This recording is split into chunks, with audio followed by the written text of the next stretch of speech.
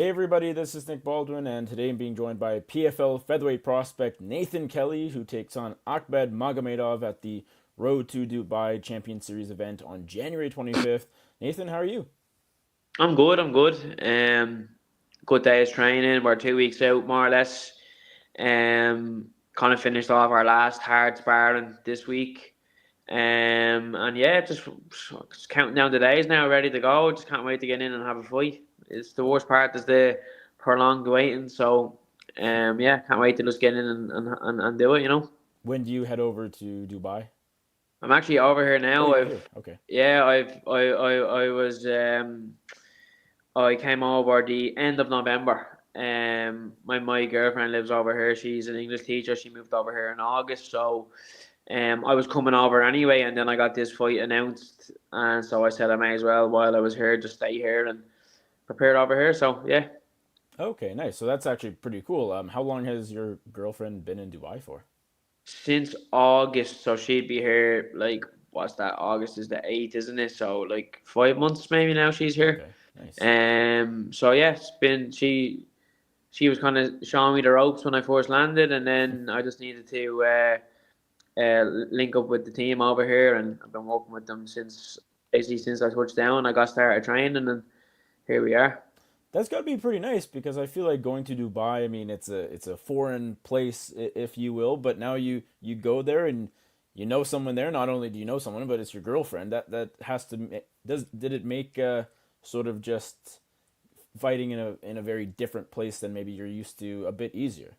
Yeah, definitely did. Because you go training, you come back, it feels like you're just at home, normal, like a normal home, and nothing's changing. And luckily for me, actually, the team that's over here that I can train with, it's mainly all of us are Irish. So it's me, John Mitchell, who's on the card, um, a young amateur coming up, Senan Coakley, who'll be Craig Coakley, the Irish Muay Thai fighter, his younger brother, Paul Buckley, who would be John's teammate back home from Ireland, from Cork, and myself.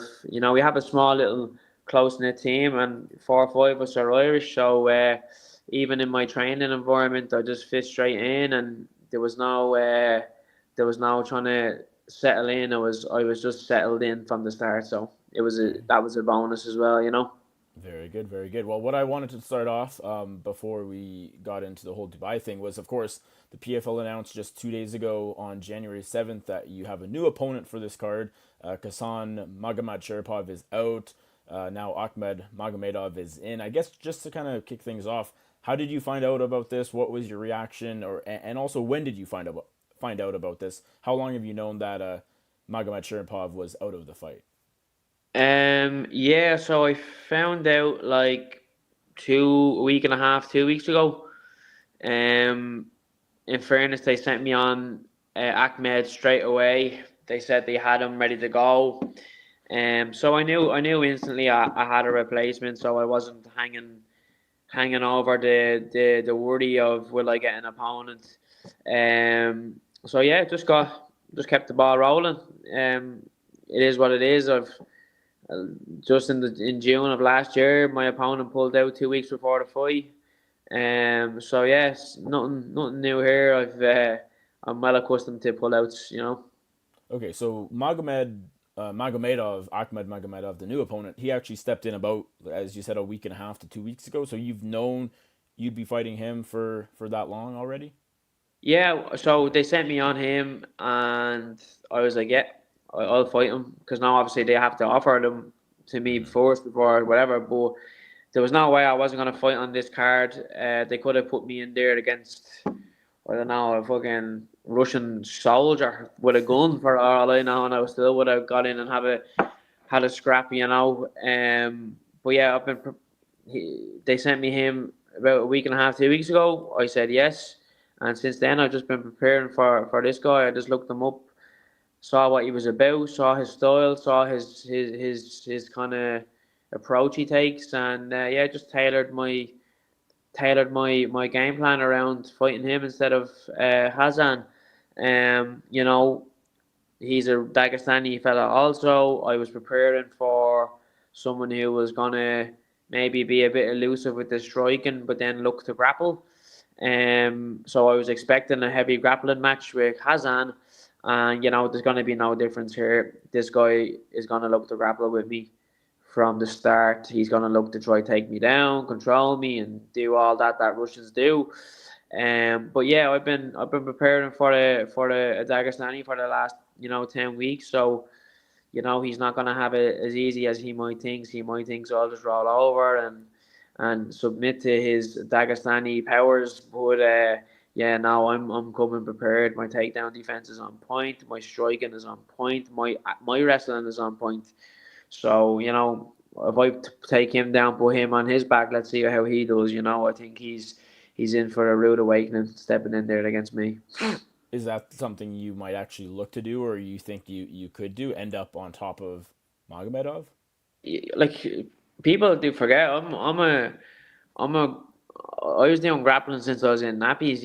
Like, I'm a fourth degree black belt in jiu-jitsu. Like, I've just as much grappling experience as the next Russian guy. You know what I mean? Like, all my young teenage years, all I focused on was jiu-jitsu and jiu-jitsu competitions. So I was then later that I came to MMA. So I have a predominantly grappling based game. So I just have the ability to strike and knock people out as well as submit them. Um, I am no in no way afraid to grapple with a Russian lad. You know what I mean? I'm over here. I'm training with a Russian coach. He's instilling Russian mentality or the Russian wrestling philosophy and all that jazz into me. So I'm wrestling every single day over here. Every single day I'm wrestling for the last 8 weeks. So I'm well prepared for this guy. And it's not just me wrestling defense. My wrestling offense is really good at the minute. You know what I mean? And I think, you know, I'm gonna bust this guy up a little bit, and then when the time is right, I'll take him down, and he won't know what's gonna happen. He'll panic. He won't expect it, and that's where I'm gonna shine. I'm full of surprises, and I can always put you in a position you never expected, and that's what makes me a dangerous fighter. I was going to ask a minute ago, what do you know about this guy now, and ultimately, how do you adjust to the new opponent? You've kind of answered all that, but I guess the question is, comparing Magomed Sharipov to Magomedov, it sounds like they're pretty similar opponents, similar styles. It sounds like you're not changing a whole lot, but in terms of the preparation, in terms of the training and fight camp, is there something that you have changed? I mean, is it a little different, 2 weeks ago to how you're preparing now? Kazan is just a bit more of a slicker striker than this Akhmed guy. Like, Kazan has like those spinning back kicks and jumping switch kicks and stuff like that. They're kind of flashy stuff, whereas this lad's a bit more basic with his striking, and whereas Kazan would be a bit more elusive and with good footwork and stuff. This guy kind of just hands up, hunts you down. Um, so there would have been a different strategy to fight Kazan, definitely, because of his technical ability in his striking. Whereas this lad is going to be there to be hit. He just marches you down and looks for the takedown. So I won't have any problem finding this guy's chin, and I won't. I know he's going to look for the takedown. It's just a matter of when. Once I keep my distance and see everything coming, he's gonna have a hard day at the office, because I am completely 100% switched on, more than I've ever been. I'm in the best shape I've ever been in. My recovery in between rounds is on point at the minute. I'm sparring harder than I've ever sparred. I'm preparing for a world title fight. That's what the way I'm preparing. You know what I mean? I'm preparing as if this is the biggest fight in my life. And every fight is the biggest fight in my life. Every time I win, the next one's the biggest fight, and so forth and so forth. So I'm coming into this fight well prepared. You know what I mean? This guy has maybe, taken this fight on a limb to maybe he lost the last fight, maybe seen it as a big chance to earn one back. But I am in different level of focus for this, and on the night I'm gonna show it. Like, I can talk as much shit as I want. I can say this and that and the other, but all that's left for me to do is just show what I'm capable of doing. You know what I mean?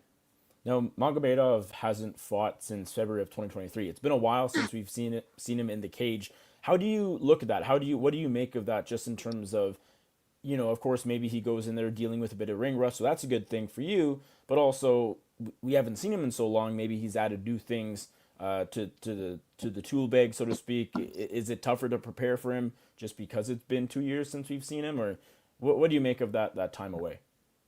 Yeah, like it's tricky, I look at his last fight. I see how he was then. He lost, so obviously you're gonna fix and right your wrongs that maybe led you to lose that fight.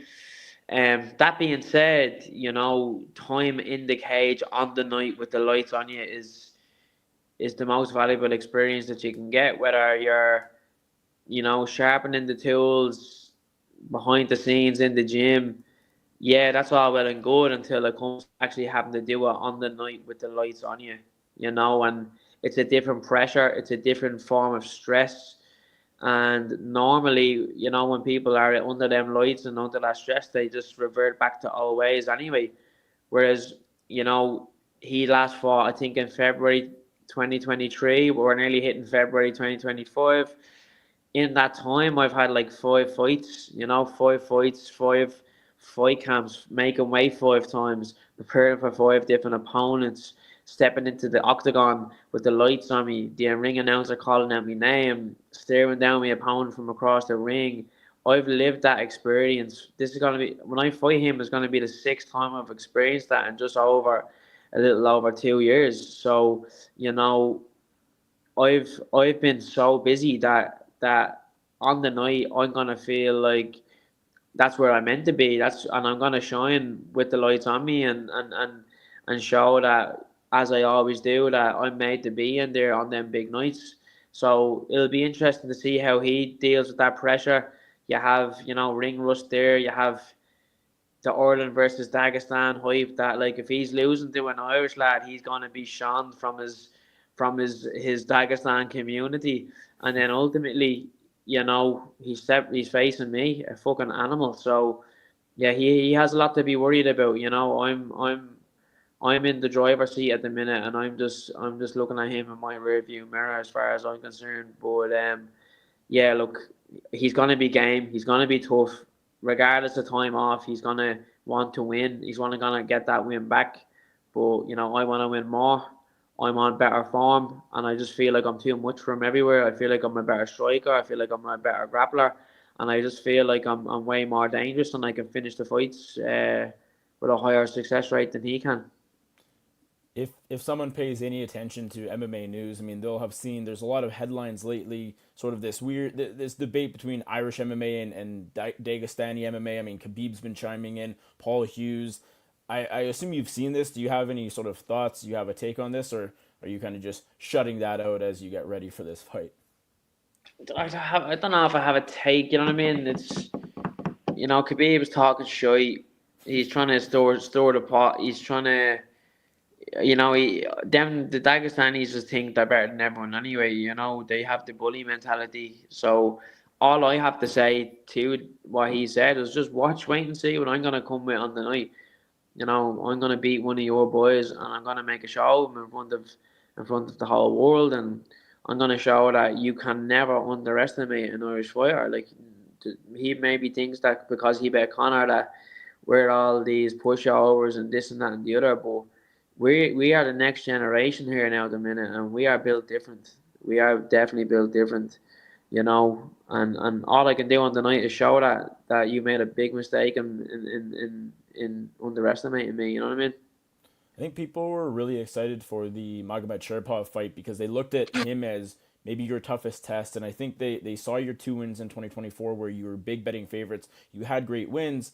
But I think a lot of people who have followed you for a long time and see, I mean, you're on this crazy winning streak. You have the record you have. You're 27, kind of entering your prime now, and they want to see you against higher level competition. How and I think this replacement still sort of fits that bill. I think this is a good matchup for you. How eager are you to sort of test yourself against these upper echelon guys? I mean, even beyond 2 weeks from now. I mean, top 10, top 15. How eager are you to sort of start fighting the best of the best? Yeah, I'm very eager.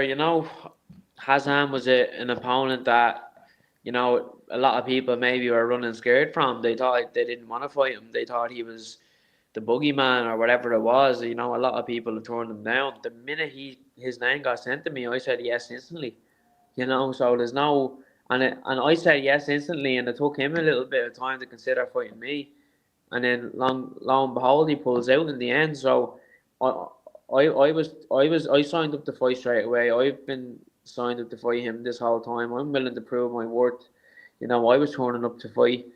He wasn't. He didn't. You know what I mean? So, you know, I want to challenge myself against the best. You know, and as far as I'm concerned, I'd be Ahmed now. I'm going above Kazan. I'm at the jumping him. You know, he's gonna have to fight someone else to get where I am. Because as far as I'm concerned, if I finish Ahmed, I wanna, I'd love to challenge, and I'm brazen enough to call for it. But I'd love to fight Pitbull for that Bellator world title. I just think it's a fight that, you know, is a match made in heaven for me. Physique, style, everything. You know, that's a fight I feel like I'd really do well in, and yeah, hopefully you put this lad away inside the distance and call for me shot with the world title against Pitbull. I think that'd be great. I don't know if he's going to be staying with the PFL or whether he's leaving or what he's doing. So if he does want to leave, let me be the one to send him on his way. You know. What do you make of that situation with Pitbull? I mean, he's been very vocal about the PFL not really giving him fights. He only fought once last year, and he's gone as far to say that he just wants to leave. He wants his release and to go to the UFC. Is this disappointing to you? Is this, you know, frustrating as a rising featherweight yourself? Do you see where he's coming from at all? What do you make of Pitbull saying all these things? Yeah, I don't know, man. I don't know how I feel. Like he's in a different situation to me. You know, Mm-hmm. I actually don't know the whole situation to really give an opinion on it. Sure, no, that's Um, fair. to be honest with you, all I know is that he has a belt that I want. So if it means that he wants to leave and he has to have one more fight to do it, let me have the fight and let me send him on his way and taking his belt. You know what I mean? But yeah, I don't really know the whole situation. But obviously, it would be better for the division if he was fighting because then you can kind of see, all right, he is active and there's a little bit more of a pathway or there's a bit more of a buzz around the division. But you know, who knows what's going to happen there? All I know is that I can control my fights one fight at a time, and everyone else is kind of irrelevant to me. You know what I mean? Are you satisfied with the PFL right now? Yeah, I'm 100% satisfied with the PFL. From day one, they've had my back. From day one, they've shown that they believe in me and they you know they really treat me well from day one. And I have a great relationship with all the staff from day one. You know, I can't fault anything they've ever done for me. They've given me opportunity after opportunity after opportunity, and every time they give me a better one and I'm in awe again, you know, I'm after getting this great big card in Dubai, and you know, just when I think they can't do enough, they give me another great opportunity. So you know, my job satisfaction with these is really good, and you know, I'm grateful for them being so you know, nice to me, really. Yep. All right. Well, that's good to hear. Looking back on 2024, of course, it was a big year for you, Nate. You know, that elbow knockout that I think, you know, probably should have been on the top five list of knockouts in the year on most places. It was up there for one of the best all year. The ninja choke, of course, in the summer. Looking, you know, ahead as we sort of start 2025, looking into a crystal ball, if you will. How do you see the rest of this year going? I mean, I think you're setting yourself up for an even bigger 2025, right, with this fight. But how do you see these 12 months going for you in your MMA career? Yeah, so I see myself winning the next one. Um, you know, hopefully I can get if I'm cheeky enough and they're willing to they think I'm worth the chance they can give me a shot at the title against Pitbull. But if not, maybe have one more fight this year. After that, maybe two. We'll see. Well, obviously what way the season is playing out with the schedule and with how my body is feeling in regards to injuries and stuff like that. So all going well, I can fight twice more after this fight, if not once. And then hopefully whatever I do this year sets me up for a big 2026 in terms of title contention. So that's what I'm looking forward to. All I can do really is control the fight that's ahead of me. But I set, a subconscious target to have in my mind, which is, win in an emphatic way and make my way towards a title. That's what's in my mind at the minute. All right, Nathan. Thanks so much for the time. I appreciate it, and Thank you. best of luck to you on January 25th. Thanks, Pat. I appreciate it. Thanks for your Awesome. time. Thanks, Nate. Take care.